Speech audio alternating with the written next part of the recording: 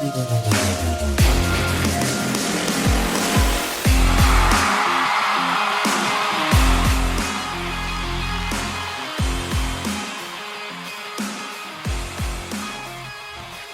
Colts Nation, are you guys familiar with Dan Orlovsky? Now, I trust that many of you are, but if you're not, in my estimation, Dan has to be the greatest analyst, particularly when it comes to quarterbacks, on planet Earth. And for us Colts fans specifically, he holds a very special place in many of our hearts, right? If you remember the season where we had Curtis Painter the year before our luck, when Peyton Manning had, signed his stamp of approval onto this scrub of a quarterback, we were 0-13. Curtis got benched, and we put in Dan Orlovsky, who ended up balling out against the Patriots and then leading a monster comeback win against the Tennessee Titans. And I believe they had CJ2K at the time. They were a playoff team, and that was our first win of the season. We might have won no games if not for Orlovsky this season, right? So he had been saying some stuff about Anthony Richardson coming up to this draft, and obviously now that we have him, I've been watching way more content on him, particularly people's opinions on him being Anthony Richardson than I was prior, and I wanted to share some of what Orlovsky said because I find it very interesting, and I think it gives us quite a bit of hope. And when it comes out of his mouth, I take it very seriously. So I wanted to bring it to all of you who hadn't seen it.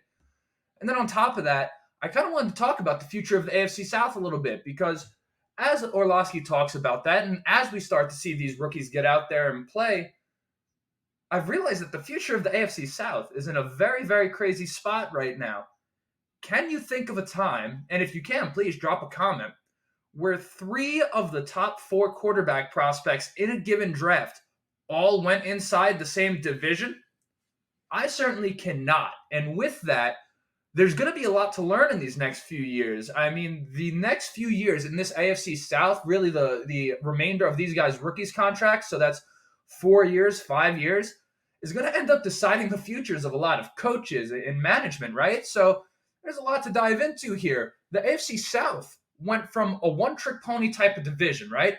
No sustainable success outside of the Colts and more recently the Tennessee Titans, to all of a sudden having a lot of promising young quarterbacks along with that SOB Trevor Lawrence that, boy, I wish was somewhere else, right? So we'll start by talking not with Orlovsky, I wish. We'll start by talking about what Orlovsky said with Anthony Richardson, and then we'll work into the division. But before you do, welcome back or welcome for the first time. If you haven't been here before, this is the Riding the Bench Colts cast.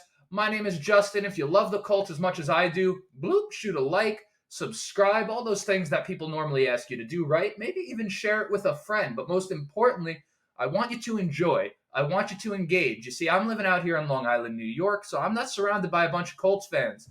You guys are my fix for Colts conversation. So I'm in the comments. I look at all of them. I read all of them. So if you feel so inclined, go ahead and engage, but enjoy the episode. So now let's get into Orlovsky and what he was talking about, right? And this stuff probably came out about a month and a half ago. He was on, a collection of shows, works for ESPN. And when he was talking about Anthony Richardson, now he's been all in on Richardson for a while, and he had made a good point, right? I think a lot of people had natural questions about Anthony Richardson's accuracy, his lack of starts, so on and so forth. Now, what Dan went on to say is essentially when you're picking a quarterback in the first round, or really in any pick of the draft, you're rolling the dice anyway, minus a few guys, right? You have the Joe Burrows, the Andrew Lucks that we know about, right? The Trevor Lawrences, where you're pretty sure, or as sure as you can possibly be, that these guys are monster quarterbacks. But outside of them, you're rolling the dice, right? So if you are going to roll the dice on a guy, and let's say his name is Anthony Richardson, right? You have a guy that is big, fast, powerful, a natural thrower of the football, quick release, intelligent, hardworking, great leadership, great character. And basically, he said all those things. If you're going to roll the dice on a guy, what exactly is the concern when you take into account that it's widely accepted that he is all of those things? Where does all the skepticism come from? And that comes from me now as someone who openly acknowledges that I was skeptical coming into the draft. But as I look back, I say, not for anything. Does he have the most tools of any quarterback that was there? And Orlovsky had pointed out the 53% completion percentage. Orlovsky, for those who remember, was huge on Josh Allen as well, who had very similar questions. One of the most common comps for Anthony Richardson is Josh Allen. And he had essentially said back when Josh Allen was being drafted that the accuracy was a crock of SHIT. And now he's saying the same for Richardson. And he said he went back and did the math. Did you know that 53% completion percentage, if he just had around 2 more completions a game? Now, this is a throwaway. This is a check down, right? I mean, these are not hard to find, these 2 completions. He would have been over 60% completion. So that probably would have been a non-question if he had just completed a couple more passes. We have to keep in mind, this was not a guy that threw the ball a whole lot in college football, right? Take into account he was dealing with a new offensive scheme and a new coaching staff last season, right? And there was a lack of talent on that roster. And now people will say, well, yeah, Josh Allen had a lack of talent too. So it's not like that's specific to Anthony Richardson. Josh Allen was doing great in college. Sure, I know the numbers maybe won't match up, but do keep in mind that Josh Allen was playing at Wyoming, right? And I'm still quoting Orlovsky here, so don't think that I'm trying to plagiarize an original thought here. This is Orlovsky, who I love to learn from, one of my favorites in the world. Josh Allen was not playing in the SEC, right? Against teams like Bama and Georgia and Tennessee. So you have to take into account that Richardson was at a massive disadvantage in terms of the talent that surrounded him while versing some of the best teams in the country. And then now you take into account the lack of starts. So it's quite possible that any bad we saw out of Richardson was the most exaggerated form of it, right? It's very possible that AR is far better than we know today, and on day one may make a big time impact for us. And now I'm not guaranteeing that. All I'm saying is this is something to think about as we continue and we start to see the reports out. I would not be surprised if he has a coming out party in the preseason, given some of the points that Orlovsky said, and given what I'm starting to learn about his character from obviously things that people had said coming into the draft, but most importantly, that introductory press conference, which I've talked about before. You can go ahead and watch the videos. I'm here all the time, right? So now, let's talk about the AFC South, really the division right now, and then work into the future a little bit, right? Now, you go by team. When have the Jaguars, for starters, ever been the favorite? Excuse me, this was a team that was 9-8 last year, right? So you look at the Jags, that being said, despite me dissing them a little bit, side right there, in my opinion, this is their division to lose, right? You have Trevor, you have Christian Kirk, Calvin Ridley coming in, Zay Jones, Etienne. They drafted another running back that a lot of people like. So that's a team, and of course Doug Peterson, that rightfully so should be favored to win this division. But now as you look past it, right, C.J. Stroud was a guy a lot of Colts fans wanted. But all of a sudden you put him in Houston with a defensive-minded coach like DeMeco Ryans. His best receiver is who? Nico Collins, right? Brandon Cooks is with the Cowboys now. Is C.J. Stroud really in a great position to succeed in year one? And as I'm starting to learn, do we trust C.J. Stroud's mental fortitude so much as to where we trust him over Richardson with a better supporting cast, right? You go to the Titans. They're kind of in a transition now. I have a lot of respect for them as an organization, but you have Tannehill and Levis. We'll see how many games each of them starts throughout the season. We know Malik Willis is a distant memory, right? But Treylon Burks is their best receiver, and you have Derrick Henry, who we all assume is going to be on a decline. I love Treylon Burks. I think he's fantastic. I'll probably draft him in fantasy football this year. That being said, when you take into account that the guy last year, I don't even think played half of their offensive snaps, and that's when he was healthy, all of a sudden they're asking him to be the shoo-in number one guy. So you have kind of the Jaguars, who are the favorites. You have the Texans and the Titans, who really aren't in a great position offensively to support their young quarterback, as I laid out. And then you have the Colts, who, dare I say, might be in play for the division this year. Again, the Jaguars were just the Jaguars. We saw one 9-8 season out of them, and all of a sudden this is a huge deal, right? You have to think about the fact that Anthony Richardson, what does it mean, right? Everyone says, is Anthony Richardson going to be ready to play week one? What exactly does that mean? For me, when you look at an NFL quarterback, if you're getting drafted in the first round, your talent is not the question. You have the talent to play in the league.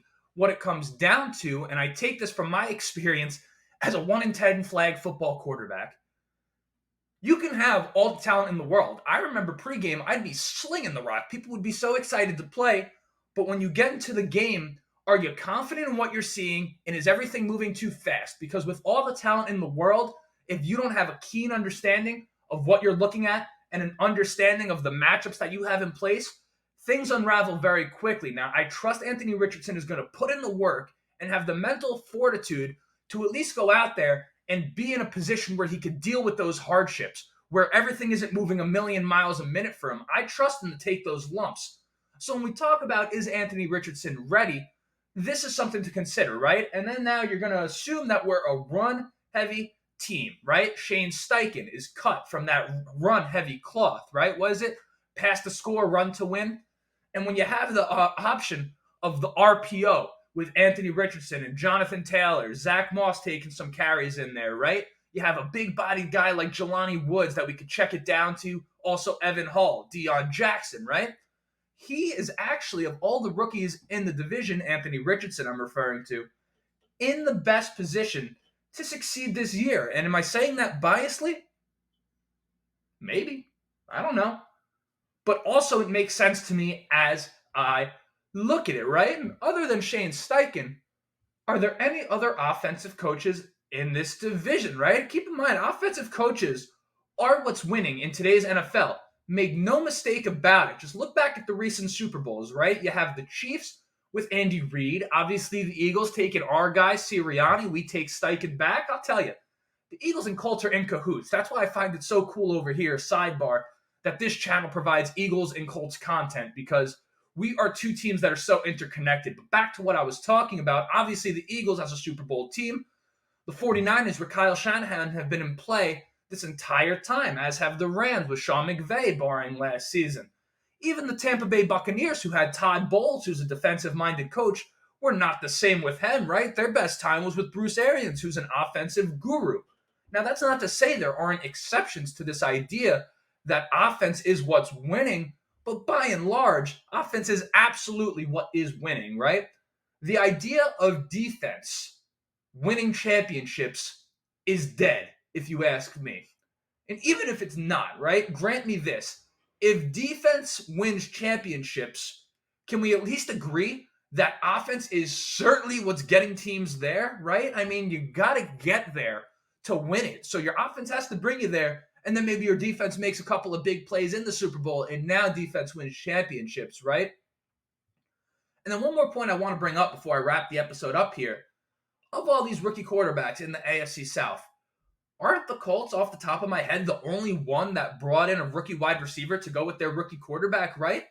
We would know as good as anyone that rookie classes have a great bond. If you look back into what Andrew Luck and T.Y. Hilton did, T.Y. Hilton, one of my favorite Colts of all time, he wasn't the most talented receiver in the world. He had speed, he was shifty, he was good with the ball in his hands, but he wasn't like filled with this DK Metcalf level of natural talent, right? That was a connection that they had in part due to the fact that they were part of the same draft class. And now we're seeing in the mini camps that Anthony Richardson had completed. He went 11 of 16 for those who weren't paying attention. Not that it really matters, right? This is very early to be talking about the numbers, but 11 of 16, over half of those completions, 6 of them were to Josh Downs. So when you take into the fact that despite what many think about the Colts receiving core, it might be one of the strongest in the division, with Pierce on the outside, with Pittman on the outside, with Downs and McKenzie, right? Strawn, well, I'm not going to mention Strawn and those boys when we're talking about how strong the receiving core is.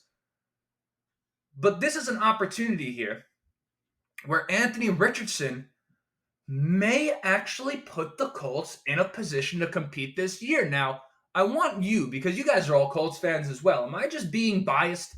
Am I? I want you to let me know in the comments. And with that, you've made it through an entire episode. So if you've made it here, you couldn't have hated it that much. This is where you would shoot that like. If you want to be with me, I will be talking about the Colts here on this YouTube channel for the rest of my life. Whether that's once a week, 2 times a week, 3 times a week, I assure you it will at least be weekly, likely more.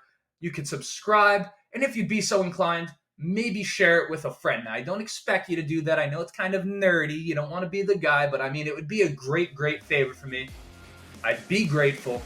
So with that, I'm rambling now. That's it. Until next time, you just listen to the Ride in the Bench Colts cast. Go Colts.